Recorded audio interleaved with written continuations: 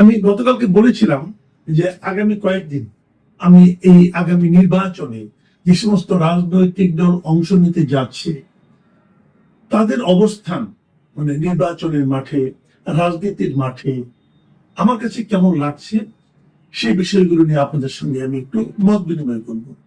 এই যে মত বিনিময় করবো, আমি চাইবো যে এই আলোচনাগুলির পর আপনারা আপনাদের কমেন্টগুলো লিখবেন এবং এই কমেন্টগুলো নিয়ে আমরা পরে আবার আলোচনা করব। আজকে আমি জামায়াতে ইসলাম নিয়ে কিছু কথা বলতে চাই। বাংলাদেশ জামায়াতে ইসলাম, জামায়াতে ইসলাম আগামী নির্বাচনের জন্য আমার বিবেচনায় সর্বোচ্চ প্রস্তুতি নিয়েছে। যে কয়টা রাজনৈতিক দল আসন্ন নির্বাচনকে সিরিয়াসলি নিয়েছে, যে কয়টা রাজনৈতিক দল 2024 অগাস্টে হয়ে যাওয়া গণ অভ্যুত্থানকে একটা তাদের রাজনীতির ক্ষেত্রে একটা বড় প্রাপ্তি হিসেবে বিবেচনা করে সেই প্রাপ্তিকে কাজে লাগানোর জন্য মানে খুবই সিরিয়াসলি কাজ করছে, তার মধ্যে আমি মনে করব যে জামাত ইসলাম একেবারে শীর্ষস্থানে আছে এবং তারা নির্বাচনের জন্য এখনই কেবল বলবো না, আমি আরো আগে থেকেই বেশ বড় ধরনের একটা প্রস্তুতি নিচ্ছে। এবং যখন গত অগাস্টে যখন নাকি আওয়ামী লীগ সরকার পতন ঘটলো, সরকারের শীর্ষস্থানীয় লোকেরা পালিয়ে গেল, যখন সেই সময় কিন্তু কেউ জামাতকে মোটামুটি হিসেবই করেনি যে তারা ক্ষমতার জন্য একটা অন্যতম দাবিদার হবে। কিন্তু এখন কিন্তু সেই হিসাব না করার কোনো সুযোগ আর নাই। এখন তারা এমন একটা অবস্থায় পৌঁছেছে যে তাদেরকে হিসাব করতে হবে, তাদেরকে বিবেচনা নিতে হবে। এই যে তাদেরকে বিবেচনায় নিতে পারার জন্য যে সবাইকে বাধ্য করা, সবার চিন্তার মধ্যে নিজেদেরকে স্থান করে নেওয়া, এটা টোটাল কাজটাই কিন্তু জামাতের একটা অর্জন। এটা কিন্তু এমনি এমনি হয়নি। জামাত তাদের রাজনীতির মাধ্যমে সেই জায়গায় চলে গেছে নিজেদেরকে নিয়ে। জামাত তার রাজনীতির অনেক কিছুতে পরিবর্তন এনেছে। আমি মনে করি এই পরিবর্তনগুলো জেনুইন নাকি নাটক সেটা হয়তো পরে দেখা যাবে। অনেকে নাটক মনে করে সন্দেহ করতে পারেন, তাতে আমার কোনো আপত্তি নেই, কিন্তু পরিবর্তনগুলি কিন্তু দৃশ্যমান। শরিয়া আইন নিয়ে তারা কি করবে এটা কোনো ক্লিয়ার না। অনেকে যদিও বলে ফেলেন শরিয়া আইন, কিন্তু তাদের আচার আচরণে কিন্তু অনেক সময় মনে হচ্ছে তারা একটা ওয়েলফেয়ারের দিকে যাচ্ছে, তারা কল্যাণমুখী একটা রাজনীতির দিকে যেতে যাচ্ছে। শরিয়া আইনের সঙ্গে কল্যাণমুখী রাজনীতির বিরাট কোনো বিরোধ আছে সেটাও তারা মানতে কিন্তু অনেক সময় রাজি হচ্ছে না। তারা বলতে চাচ্ছে না যেটা আমাদের কোনো বিরোধ নেই। এগুলিও কিন্তু আলোচনায় আসবে এবং আর মানুষকে অনেককে প্রভাবিত করছে। তবে তারা আরেকটা জিনিস কিন্তু দেখাচ্ছে যে জামাতের আগে একটা ছিল কি, যে একটা চরম দক্ষিণপন্থী দল কেবল না, তারা নীতির প্রশ্নে একদম অটল ছিল এবং অনেক ক্ষেত্রে এখন ছাড় দিত না। এখন আমি মনে হচ্ছে তারা যেন কিছু ছাড়ও দেওয়ার চেষ্টা করছি। আমি এর মধ্যে দেখলাম তাদের যে সেক্রেটারি জানায় মিয়া গোলাম পরোয়ার খুলনাতে একটা প্রোগ্রাম উনি বলেছেন যে প্রয়োজনে জামাত ইসলাম 100 আসন ছেড়ে দিবে। যে আলোচনাটা হচ্ছিল যে ইসলামী দলগুলোর মধ্যে একটা ঐক্য, এবং সে ঐক্যটা কিন্তু নির্বাচনী ঐক্য, নির্বাচনী সমঝোতা।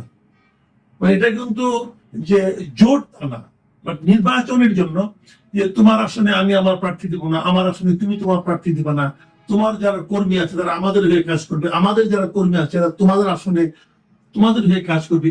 এই যে একটা ঐক্য, নির্বাচনী ঐক্য, এ ধরনের একটা ঐক্যের দিকে জামাত কিন্তু যাচ্ছে। এবং মিয়া পরোয়ার বলেছেন যে ওনারা প্রয়োজনে 100 আসন তার জোটের যারা শরিক হবে, জোট নির্বাচনী ঐক্যের যারা শরিক হবে তাদেরকে ছেড়ে দিবে। এটা কিন্তু একটা বড় রাজনৈতিক কৌশল। এই কৌশলের ফল কি হবে এটা বলা বড় কঠিন, কারণ বাংলাদেশে ইসলামী ভোট কিন্তু একদম কম নেই, এবং সেই ভোটগুলো যদি একত্রিত করা যায়, এমনিতে ডাকসু এবং জাকসু নির্বাচনের পর জামাতের পক্ষে একটা জোয়ারের মতো এসেছে। কিন্তু এটা আপনার বাস্তবে উঠুক আর মানসিক ভাবে উঠেছে কিন্তু আবার বিভিন্ন প্রত্যন্ত অঞ্চলেও তাদের পক্ষে কিছু কিন্তু তারা কিছু কল্যাণমূলক কাজ করছে, এবং তারা নানা রকম চাঁদাবাজি দখলবাজির বিরুদ্ধেও কিন্তু তারা ইতিবাচক ভূমিকা রাখছে। অনেকে বলছেন তারা আওয়ামী লীগকে প্রশ্রয় দিচ্ছে, যদি দিয়েও থাকে সেটাও কিন্তু আলটিমেটলি তাদের পক্ষেই যাচ্ছে, বিশেষ করে ভোটের রাজনীতিতে। এটা কিন্তু একটা বড় কথা। এসবের মধ্যে আরেকটা ঘটনা কিন্তু ঘটে যাচ্ছে, সেটা হলো জামাতের কিন্তু নেতৃত্বে পরিবর্তন আসছে ডিসেম্বরে। এটা অনেকে মাথায় রাখবেন। এখন নেতৃত্বে পরিবর্তনটা কিভাবে আসে? যেমন বিএনপি যদি কাউকে বলে যে আমরা ইলেকশনের আগে আমরা আমাদের নিজেদের একটা কাউন্সিল করব, সবাই কিন্তু চোখ বন্ধ করে বলতে পারবেন যে সেই কাউন্সিলে মূল নেতা তারেক রহমানই হবেন। বিএনপির গণতন্ত্রটা এরকম, যদি জাতীয় পার্টির গণতন্ত্র হয় সেখানেও একই রকম, সবাই বলতে পারবেন যে জিএমকেদের দল পথ ছাড়বেন না। কিন্তু জামাতের কিন্তু সেরকম না। জামাতের নির্বাচনটা বড় অদ্ভুত পদ্ধতিতে হয়। এখন যেটা মজলিসে শুরা আছে, এরা যারা আছেন জামাতের এমনিতে মেয়াদ হলো 3 বছর পর পর তাদের নেতৃত্ব পরিবর্তন আসে। সেই হিসাবে এবছরের ডিসেম্বরে জামাতের নেতৃত্বে একটা পরিবর্তন আসার কথা, যদি আসে 25শে ডিসেম্বরের মধ্যে তারা এটা প্রকাশ করবে বলে বলা হচ্ছে, এবং আসবেই। পরিবর্তন আসবে কিনা জানি না, হয়তো পুরনো নেতৃত্বে নতুন নেতৃত্ব হিসেবে আসতেও পারে, কোনো সমস্যা নেই। নিয়মটা হলো 3 বছর পর পর তাদের একটা কাউন্সিল হবে। এবার যেটা হচ্ছে নিয়মটা হলো তাদের যে মজলিসে শুরা আছে তারা 3 জনের একটা প্যানেল তৈরি করে দেয়, যে এই 3 জনের প্যানেল থেকে কে আমির হবে। এবার অলরেডি এরকম মজলিসে শুরা যতদূর জানা গেছে 2টো প্যানেলের মতো প্যানেল আসছে। একটা প্যানেল আছেন বর্তমান যিনি আমির আছেন তিনি ডক্টর শফিকুর রহমান, এবং তার সঙ্গে আছেন নায়েবে আমির মুজিবুর রহমান, এবং সাবেক ভারপ্রাপ্ত secretary general ATM Azharul Islam. আপনারা আজহারুল ইসলাম সম্বন্ধে জানেন, যিনি কিছুদিন আগে কারামুক্ত হয়েছেন। উনি দীর্ঘদিন কিন্তু এই পুরো শেখ হাসিনা আমলে উনি কিন্তু ছিলেন, জেলখানায় ছিলেন, উনি মুক্তি পেয়েছেন। তো উনি দীর্ঘ সময় দলের জন্য স্যাক্রিফাইস করেছেন, উনি আসতে পারেন। আবার আরেকটা প্যানেলে সেখানে এটিএম আজহারুল ইসলামের পরিবর্তে আরেকজন নায়েবে আমির সৈয়দ আব্দুল্লাহ মোহাম্মদ তাহেরের নাম শোনা যাচ্ছে। যেই হোক, আমি এই 4 জন ধরি, এই 4 জনের মধ্যে কোন একজন নতুন আমির হচ্ছেন। ডক্টর শফিকুর রহমান এর আগে 2বার আমিরের দায়িত্ব পালন করেছেন এবং খুব সফলভাবে কিন্তু দায়িত্ব পালন করেছেন। এবং নির্বাচনের আগেও আমি বলবো, আমি ওনাকে মানে জামাতের আমির হিসেবে খুবই স্মার্ট হিসেবে আমি পার্সোনালি বিবেচনা করি। ওনার কথাবার্তা মানে পরিমিতি বোধ অনেক সময় আমার কাছে বেশ ভালোই লাগে। তো উনিও থাকতে পারেন, আবার নাও থাকতে পারেন। এই নির্বাচনটা এমন ভাবে হয়, এই যে একটা প্যানেল হলো, এই প্যানেলের লোকদেরকে সারা দেশে ওনাদের যে 1 লাখেরও বেশি রুকন সদস্য আছেন তারাই কিন্তু ভোট দেন এই কাকে তারা আমির বানাবেন। এখন এই প্যানেলের মধ্যেই ভোট দিতে হবে তাও কিন্তু নয়, তারা প্যানেলের বাইরেও কাউকে ভোট দিতে পারেন। মানে এদের নেতা নির্বাচনটা হয় খুবই গণতান্ত্রিক প্রক্রিয়া। যদি সেভাবে হয় তাহলে নতুন যে নেতৃত্ব ডিসেম্বরে আসবেন, এসেই তারা কিন্তু ফেব্রুয়ারি নির্বাচন নিয়ে ব্যস্ত হয়ে পড়বেন, তাদের উপর একটা বাড়তি চাপ আসবে। এখন নতুন নেতৃত্ব জামাতের রাজনৈতিক যে আপনার যে গতি তাকে বাড়াতেও পারে, আবার বলা যায় না কমাতেও পারে। কি হবে এই নতুন নেতৃত্ব, সেটার উপর তার চেহারার উপর হয়তো অনেক কিছু নির্ভর করবে। তো আমার কেন যেন মনে হয় ডক্টর শফিকুর রহমানই থাকবেন, কারণ উনি এতদিন খুব ভালোভাবে দল চালাচ্ছিলেন। অন্য কোনো কারণ না থাকে তাহলে ওনাকে রাখতে পারে। আমি জানি না ওনারা এই 1 লাখ রুকনের মমতা করতে পারবো না, ওনারাই করতে পারবে।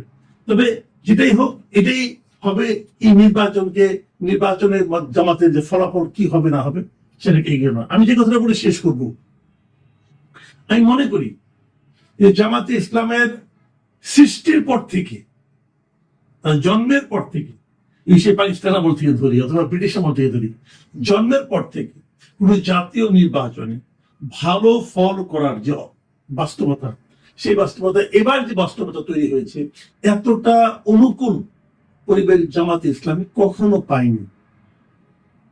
কাজে এই অনুকূল পরিস্থিতিকে তারা কিভাবে হ্যান্ডেল করতে পারে, কিভাবে কাজে লাগাতে পারে, এটাই হবে এই নির্বাচনে তাদের কাছে তাদের ব্যাপারে দেখার বিষয়। আর আমার আরেকটা ব্যাপার যেটা আমি জামাতে ইসলামের নেতৃবৃন্দকে বলবো, যে আপনারা যে কাজগুলো করছেন সেই কাজগুলিকে আরো একটু আপনাদেরকে ট্রান্সপারেন্টলি করতে হবে। কয়েকটা পয়েন্ট আমি বলি, যেমন আমি নিজে জামাত সম্পর্কে যে সমস্ত দ্বিধা আমার আছে সেগুলো আমি বলি। আপনারা শরিয়া আইন চান কি চান না, বিষয়টা ক্লিয়ার করতে হবে। কোনটা করলে ভালো কোনটা করলে মন্দ সেটা আমি জানি না, আমি এটা বলবো না, আপনারা ঠিক করবেন। আমার জানার দরকার তারা আপনারা চান কি চান না। এটাকে রাজনৈতিক কৌশল হিসেবে যদি রাখেন যে আমি এটা বলবো না, পরে যা আমার মনে আছে সেটাই করবো, এটা কিন্তু মানুষ খুব দ্রুতই আপনাদেরকে কিন্তু এটা নিয়ে ভুল বুঝবে। দ্বিতীয় কথা, 71 ব্যাপারে আপনাদের অবস্থানটা কি সেটাও আপনাদেরকে ক্লিয়ার করতে হবে। যদি আপনারা ক্লিয়ার করতে পারেন, আমি মনে করি এটা আপনাদের জন্য খুবই ইতিবাচক একটা ফল নিয়ে আসবে। 3 নম্বর, আপনারা যে আন্দোলনটা করছেন, বিক্ষোভে যাচ্ছেন, বিক্ষোভে আপনারা মানে আপনাদের 5 দফা দাবি নিয়ে যাচ্ছেন, তার মধ্যে জুলাই সনদ বাস্তবায়ন আছে, পিআর পদ্ধতি আছে। আমি পিআর পদ্ধতি নিয়ে কথা বলি। পিআর পদ্ধতিতে আপনারা কি চান, কিভাবে চান? পিআর পদ্ধতি নিয়ে যতগুলি প্রশ্ন আছে, যেমন আমি একটা প্রশ্ন আপনাদের এখনই করি, যেমন এই যদি পিআর পদ্ধতি করেন, তাহলে স্বতন্ত্র প্রার্থীদের ক্ষেত্রে আপনি কি করবেন? এই প্রশ্নের উত্তর আমি কারোর কাছে পাইনি। যারা পিআর পদ্ধতির আরোপ করেন তারা কেউ বলেনি। এরকম বিষয়গুলো, সবগুলি বিষয়, খুঁটিয়াটি বিষয়গুলো নিয়ে আপনাদের ক্লিয়ার করতে হবে। প্রয়োজনে এগুলো নিয়ে একটা বুকলেট করেন, মানুষের মধ্যে একটু ছড়িয়ে দেন যে পিআর পদ্ধতি আসলে কি, এর ডিসঅ্যাডভান্টেজটা কি ছিল, অ্যাডভান্টেজটা কি ছিল, আমাদের প্রচলিত পদ্ধতিতে সমস্যা কোথায়, সুবিধা কোথায়, এই সবগুলি দেখিয়ে তারপর আপনারা কাজ করেন। এগুলো যদি আপনারা করতে পারেন, আমি মনে করি আপনাদের ব্যাপারে জনগণের সিদ্ধান্ত নেওয়ার ক্ষেত্রে সুবিধা হবে। প্রিয় দর্শক, জামাতে আলাপ করলাম, এরপরে অন্য দলের হয়তো কথা বলবেন 2-1 দিন পরে। আপনারা ভালো থাকবেন, এখন এই পর্যন্তই।